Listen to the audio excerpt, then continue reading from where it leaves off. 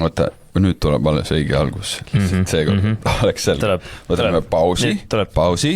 Teeme hääled puhtaks. Kindel. Tegelikult ka. Tegelikult ka ära jama. Just.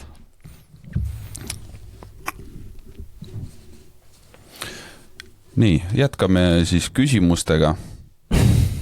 Ja tuleb järjest küsimusi debriefi meetodi kohta, mis on siis lühidalt, et arutame läbi ringis, mis läks hästi, mis läks kehvemini ja mida tuleb kindlasti muuta. Mis läks õigesti, mis läks valesti, mida muuta või mis läks hästi, mis läks halvasti, mida muuta. Just, järgnevad küsimused on siis selle kohta. Milline on mõistlik meeskonna suurus, kus selliseid küsimusi küsides on võimalik muutusi saavutada? Kas võiks meeskonnas nii-öelda alammeeskondi moodustada? Näiteks kui kogu meeskond on lausa 35–40 inimest. Ja lisaks, kas seda debriefi meetodit siis võiks lasta teha kõigil tiimiliikmetel, igaüks toob sellises ringis välja enda vastused või teeb seda ikkagi ainult juht. Ja kolmas osa siis, mis siis, kui ei olegi midagi justkui õigesti, et sellele esimesele küsimusele ei ole kellelgi midagi head öelda, eks ole. Näiteks selline lause, et tänan, et kohale ilmusite, et see on juba hästi. Et võib-olla selline lause on veidi mõnitav ja ilmselt suunab hoopis moraali alla. Alustame mis algusest pihta. Esiteks, kus kohas on võimalik sükst muutusi ellu viia selle tööriistaga. Mina ütlen, et see ei ole üldse suurusest, et võib teha seda üksinda, võib teha kahekesi ja võib teha seda ka tuhandete inimestega, et armees on võib-olla miljoneid inimesi. Ja just eile, kui juures käisin ühel koolitusel, siis seal üks mees rääkis, et ta rääkis sellest agiilsest, ma ei tea, filosoofiast või? Mingi koodi arendamine või kirjutamine või tark arendamine, et need 4 lahingureeglit olid tema arvates täpselt sama asi, mis seal kirjas nagu on.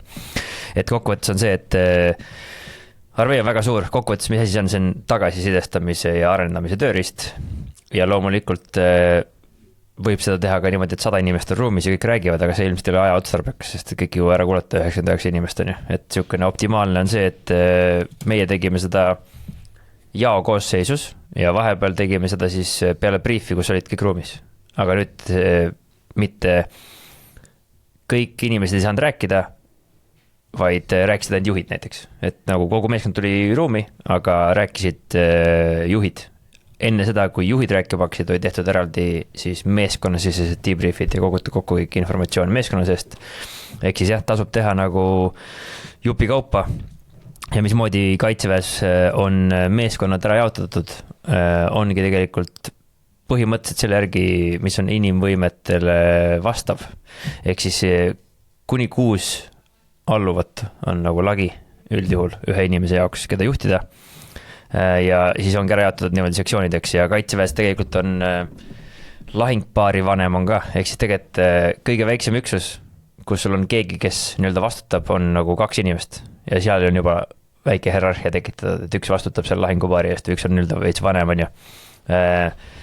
Siis on poolja ülem, ehk siis on jagu, on nii-öelda struktuuriüksus, kõige madalam üksus, mis on siis kuskil jämedalt öeldes 10 meest ja see 10 meest jagatakse ka siis kas 3 või 2, sõltuvalt mis armee sa oled ja mis üksuses sa oled, et on kas 4 tulemeeskonnad või on 6 tulemeeskond või 5 tulemeeskond ja need on 2 tükki, ehk siis alati on siis ja ülemal, tema juhib pool ja ülemat põhimõtteliselt, kes juhib siis oma teist poolt, ehk siis 5 mehe peal alati üks juht, enam-vähem, kellel erinevad rollid seal meeskonna sees, et lahinguväljal just siis nii-öelda operatiivselt nii-öelda juhtida seda väge. Sest et kui meil on 5 inimest, siis nii-öelda selle juhi ülesanne tegelikult ongi suunata seda 4 meest ja selle 4 mehe tulejõudu. Ja nende juhtide ülesanne on juhtida neid inimesi. Ja kui sa oledki seal võimalikult siis eesliini lähedal on ju, või õigemini sa oled seal, ütleme, kontaktis, siis tegelikult, kuna seal asjad on niivõrd kiiresti toimuvad, siis tegelikult sa ei saa seal mikromajandada justkui nii-öelda suuri hulkasid inimesid ja sellepärast sul ongi seal 3-4 inimest, keda sa tegelikult vahetult juhid. Ja nende vahetud juhtimise juures on ka see, et tegelikult nad teavad ise päris hästi, mida teha. Aga kuna seal aega ei ole väga palju rääkida, siis vahel ongi see, et sa lähed juurde, ütled, et nii, et sina sinna ja katta sinna suunda, et sa annad kohe kiiresti mingisugused juhised, kui aega ei ole. Et see on nagu korvpalliväljakul. Korvpalliväljakul me ei võta kogu aeg nii-öelda, ei tee koosolekuid, vaid me mängime enamasti. Ja siis me juhendame selle korvpalliväljakul mismoodi sõnadega, kätega, jalgadega, mis me oleme kokku leppinud, igasugused käemärgid, erinevad asjad ja mida rohkem me treeningutes siis asju arutame, seda parem on. Aga üldjuhul siis ongi selline 3-4 inimest on see, keda inimesed vahetult juhivad, siis jagu on ju, seal on siis üks jaolem ja temal on abi sisuliselt selle 10 mehe peale, eks jaotud jällegi 2. Siis rühm on 30 meest, mis jämedalt öeldes on siis 3 jagu, 3 korda 10 meest ja rühma juhib siis rühma ülem ja rühma nii-öelda vanem on ju, ja siis tal on, ja vahel on ka rühma ülem abi mingitel juhtudel. Ehk siis jällegi see rühma ülem nüüd juhib mitut inimest, ta juhib seda oma abi ja 3 jaolemat. Sisuliselt otseselt, need on tema otsesed alluvad ja võib-olla vahel on ka mingi sidemees on tal ka juures võib-olla. Ehk siis jällegi see koosseis, keda tema vahetult juhib, ei ole suurem kui jällegi 3-4-5 inimest on ju. Järgmine level on kompanii ülem ja kompaniis on jällegi siis mingisugune 5 rühma erinevat, mis tähendab seda, et tal on jällegi kuni 5 juhti. Ehk siis kokkuvõttes ja see läheb niimoodi üles välja, kuni siis lõpuks jõutakse pataljonini, mis on siis 600 kuni 1000 meest. Ja siis seal on esmakordselt tuleb mängu siis staap. Ja seal staabis võib olla kuni 10 inimest, kes siis üldjuhul teevad kokkuvõttes siis planeerimist, sest neil on hästi palju informatsiooni. Nad on nagu siis, ma ei tea, board või juhtkond on ju organisatsioonis, nemad juhivad seda, nemad teevad analüüse, nemad vastutavad tagala eest, logistika eest, eks on erinevad erialaspetsialistid nagu inimeste eest vastutajad ja operatsioonide planeerimisest vastutavad ja tulevikuplaanidest vastutavad ja erinevad siuksed nii-öelda rollid, luure vastutav. Ja isegi seal on siis niimoodi, et see, kes on pataljoni ülem, tal on jällegi seal mingi pataljoni ülem abi, tal on pataljoni veebel on ju, ja siis tal on seal staabi ülem. Ehk siis tema ei juhi seda staabi tööd, vaid see, kes planeerimist juhib ja staabi tööd juhib, tal selle jaoks on eraldi inimene, nii et jällegi see lõpp ülem, tema juhib jällegi ainult 5 või 6 inimest. Ja niimoodi kokkuvõttes on see kuni ülesse välja. Ehk siis mida kaugemal saad eesliinist, seda rohkem on sul aega juhtida nii-öelda mingis mõttes inimest, sul lihtsalt rohkem aega. Aga sellegi poolest, et selle jaoks... Kuidas, väga hea ülevaade, kuidas see nüüd aitab seda inimest, kellel siis on konkreetselt kogu meeskond 35 kuni 40 inimest. Kui sul on 35 kuni 40 inimest, siis sõltuvalt, mis on need, ma ei tea, funktsioonid või sinu nii-öelda selle äri meeskond, sa peaksid need ikkagi alammeeskondeks tasuks need laiali lüüa, sest muidu neid ei suuda majandada. Sa ei suuda majandada, et on üks juht ja 35 nii-öelda töömeest. No see on pekkis. Sul on vaja ikka mingisugust, ma ei tea, vahetuse vanemat või kedagi, kes juhib mingit punti või ehk siis mingisugune selline meeskondlik juht, kes vastutab siis, ma ei tea, koordineerivate asjade eest või inimeste varustuse eest või millegi eest seda tasuks luua. Ja siis nende meeskond sees tehaksegi neid debriefe pidevalt igapäevaselt.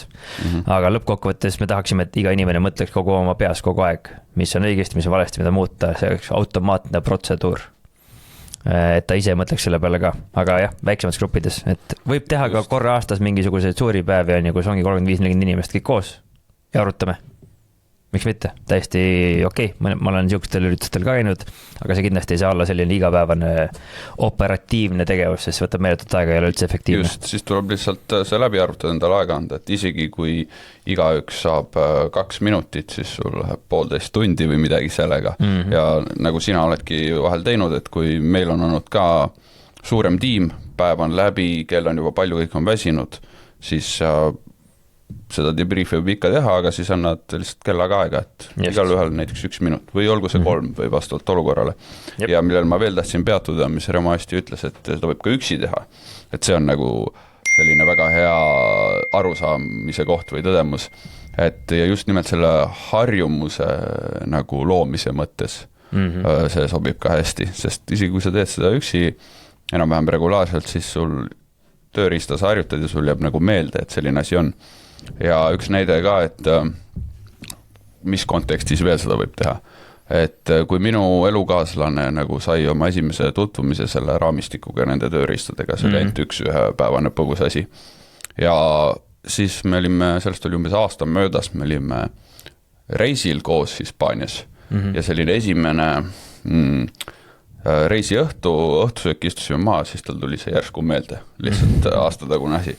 Ja ütles, et kuule, teeks debriefi tänase puhkuse reisipäeva kohta kahekesi, et kuidas see oligi, et mis läks õigesti ja siis ma selgitasin ja tegime ja mõtlesime, et teeme iga õhtu jumalaga. Nagu ja ongi, et kui sul on see harjumus tekkinud, siis sa näed neid konteksti kohti, kus seda võiks teha igal pool. Ja, et seda debriefi tööristi saab nagu absoluutselt iga teema kohta küsida, et sa võid küsida, et turunduses, müügis, mis läks õigesti, mis valesti, mida muuta vajaks. Ehk saad seda küsida protseduuride kohta, tehnika kohta, mille iganes kohta. Ehk siis saad seda juppideks võtta, et mis justkui meie arvates on see, mis töötas, mis ei töötanud, mida võiks muuta ja mida võiks parandada. Et meie teeme oma Eneliga samamoodi, on ju, et iga kuu me teeme videos seda isegi ja see on see, mida me paneme sinna perekond ajaste podcasti, on ju, et kus me räägime lihtsalt elust ja täpselt samamoodi sisuliselt see idee on debriefida, et debrief iseenesest ei tähenda ainult seda, et sa pead need 3 küsimust küsida, lihtsalt see on see, kuidas meie seda tegime erioperatsioonides ja kaitseväes, et üldiselt sa võid küsida üks mida, nagu et kuidas sul läheb, mis iganes see kõik need küsimused ka oleks, et kokkuvõttes on idee reflekteerida ja vaadata korraks tagasi ajale, millele me võime uhked olla ja mis on asi, mida võiks paremini teha. Ja siin on siis on ju, mis järgmine küsimus oli siin, et kas seda võiks... Küsimus võib-olla, mida me täpselt ei vastanud, et see, et kui ei olegi midagi õigesti, midagi head ei olegi öelda, mida siis öelda? Jaa, et kui ei ole midagi öelda, siis mida öelda, on ju? Et kui midagi head selle esimese küsimuse vastuseks öelda? Mina esimese näiteks on see, et üks asi on selle juures see, et sa ei ole ilmselt päris palju sa ei ole eriti võtnud siis aega või sa ei ole siis jälginud üldse mitte midagi. Sest need asju, mis päriselt õigesti või hästi läinud, need on iga nädal. Vahetele me siis on. Et isegi kui midagi läheb halvasti, siis selle juures on alati midagi head ja neid lihtsalt peab oskama võib-olla näha. Et näitena võin tuuagi, et meil meeskonnas oli siuke olukord, kus meie siis suhtluskanalis üks meie inimene tõstis meie nii-öelda osad liikmed, kes olid mitte aktiivsed, tõstis ära teise meie nii-öelda suhtluskeskkonna nii-öelda keskkonda. Ja mina olin neile kunagi lubanud seda, et nagu kõik inimesed, kes kunagi kombatreedis on olnud, et teete alati meie siia põhichatti. Et te jätte alati siia põhisuhtluskeskkonda, et isegi kui te lähete ära meie juurest töölt nii-öelda ametlikult, siis te olete ikka meie klubi liikmed, on ju, et ikka meie kombatrid jõuad, meil on umbes 40 inimest. Aga siis selle jaoks, et nii-öelda reorganiseerida asju, siis ta võttis otsuse vastu ja tõstis nad mujale, on ju. Ja nüüd see oli nii-öelda nende inimeste, kes ära tõsteti, nendele tekitas see segadust, on ju. Ja nüüd oligi meil vaja siis see korrektuur teha, sest see tegelikult ei oleks pidanud niimoodi minema. Juhtus viga, on ju. Ikka juhtub vigu. Ja nüüd siis me tegimegi oma vahel väikse debriefi kahekesi sellele, et mis siis sai ja mida edasi teha, on ju. Ja nüüd justkui võiks öelda, et siin on midagi õigesti või mitte midagi. Nagu, et mis siis õigesti läks, viga juhtus, mis siin õigesti saab minna. Aga reaalsus oli see, et mina eeldangi oma inimestelt ja meeskonna liikmetelt, et nad võtavad iseseisvalt otsuseid vastu ja teevad asjad ära. Ilma selleta, et nad liiga palju küsiksid küsimusi minu käest, on ju, või et nad ei pea minu juurde tulema mingisuguse teemaga, et parem ongi see, kui sa teed midagi ära. Ja nüüd, mis siis selles olukorras oli hästi, mis läks õigesti, oli täpselt see. Ehk siis ta võttis iseselt otsa vastu, ta tegi ise mingisuguse mõttekäigu ja tegutses, mis oli suurepärane, see on täpselt see, mida ma olen temalt tahtnud. See on täpselt see, mida ma meeskonnaliikmed soovin. Ja see oligi see, mida ma sain talle öelda, et näed, see oli see asi, mis õigesti läks. Ehk siis need õiged asju tuleb leida ja otsida. Nüüd, mis selle asja juures valesti oli, tema ei teinud mitte midagi valesti. Mina lihtsalt ei olnud selgitanud väga hammust ajast, mismoodi meil see poliitika välja näeb, et mis me inimestega teeme, kes meil siin grupis on, kes ei ole aktiivsed näiteks, keda võib-olla osad inimesed pole isegi näinud, on ju, et mis me nendega teeme. Ja kuna ma ei olnud seda ammu selgitanud, siis see oli puhtalt selle tõttu tekkinud nii-öelda viga. Ja see oligi see, millest ma sain rääkida, mis siis valesti läks, on ju, et meil on rääkinud seda asja ja siis selle juures oli lisaks oli hea nüanss oli see, et nüüd mul võimalus tekkis tänu sellele, et tema oli agressiivselt lahendas probleeme ja tema iseseisvalt seda tegi, siis see võimaldas meil teha selle vea. Nüüd selle vea tõttu sain mina uuesti selgitada esiteks nendele inimestele, kes olid mitte aktiivsed ja kes ära tõsteti, kui olulised inimesed nad ikkagi meie jaoks on. sest ma polnud ammu rääkinud sellest, et need inimesed, kes pole siin väga aktiivsed, et tegelikult olete väga olulised inimesed, et selle kogukonna liikmed. Ehk siis see viga initseeris väga palju positiivseid asju, mis juhtus. Ja seda ma sain jällegi öelda Miiele, et aitäh selle eest, et see asi üldse juhtus. Ehk siis ma pean ja me suudame leida väga palju neid kohti, mis läksid õigesti. Alguses võib-olla tundub, et neid ei ole, aga neid peab oskama siis otsima hakata, nii et ma ütleks, et tuleb siis lihtsalt sügavamalt neid tšakrad avada ja samas, kui mõnel päeval ei tulegi, siis sa võid lihtsalt öelda, et kurat, mulle tuleb praegu ühtegi asja pähe. Ja nii on, mis on, midagi ei tulnud midagi pähe, siis ära ütle. Et ei maksaks olla silmakirjalik ja öelda asju sellepärast, et peab ütlema, aga tegelikult mul pole mitte midagi öelda. Samamoodi see, et nelikord ma ei oska midagi öelda, mis valest läks. Okei, väga hea, siis ei olegi midagi täiendada. Eks meie need debriefid peale FTX ja asju vahepeal ei olegi midagi öelda. Sest et kõik läks plaanipäraselt või ja midagi eriti juhtunud. Või lihtsalt hetkel ei jaksa. Jah, olen väsinud või ei tühi on. Hiljem tuleb mõte, siis saab seda edastada veel. Ehk siis sellised mõtted, et kokkuvõtteks tasub teha väiksemates gruppides ja kui on palju inimesi, siis teha neid juppide kaupa struktureeritult ja kõik variandid on õiged. Ma arvan, et kõige parem viis saada teada, mis teie meeskonna puhul just toimib on, just hakata seda tegema ja siis vastavalt sellele kohandada seda.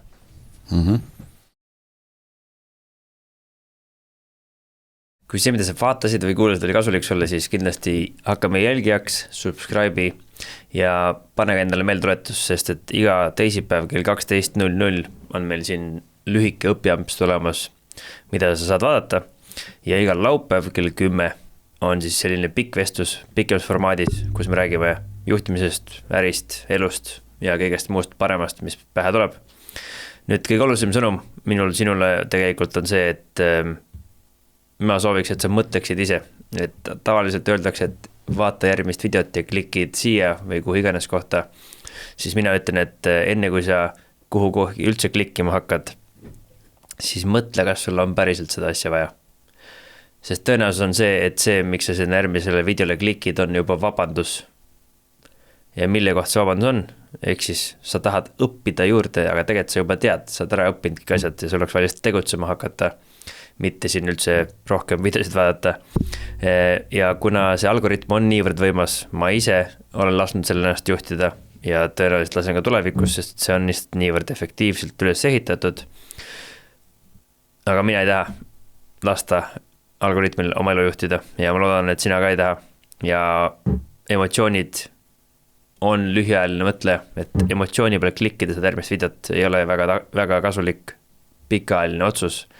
Ehk järg laske oma taktikalisel mõtlemisel üle võtta sellel emotsionaalsel mõtlemisel, vaid laske oma tugevusel tõusta välja ehk siis mõttevõimel ja tehke strateegilisi otsuseid. Et iga inimene on kindral ja sõdur samal ajal, et peab mõtlema ja tegutsema nagu sõdur siin taktikalisel levelil, aga strateegilise eesmärkide nimel. Ehk siis, mis on need asjad, mida te päriselt tahate elus saavutada? Te tõenäoliselt ei saavuta neid siin internetis. Ehk siis ärge muutuge robotiteks. See oleks kõige hullem asi. Ärge laske seda vabadust endalt ära võtta. Seda on lihtne ära võtta. Sest et me võitleme väga efektiivsete vastaste vastu nii-öelda. Või vähemalt mina võitlen oma peas.